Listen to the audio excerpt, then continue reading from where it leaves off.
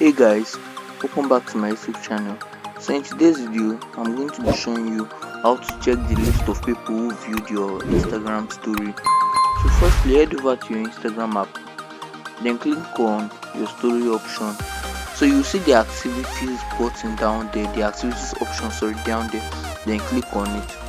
So you see the list of people who viewed it on Instagram. So these are the list of people who viewed it on Instagram. So if you have your Facebook link to your Instagram account, then you also see the list of people who viewed it on Facebook also.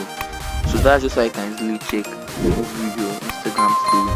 So if you find this video very helpful, give this video a like and subscribe to this channel for more amazing content like this. Thanks for watching.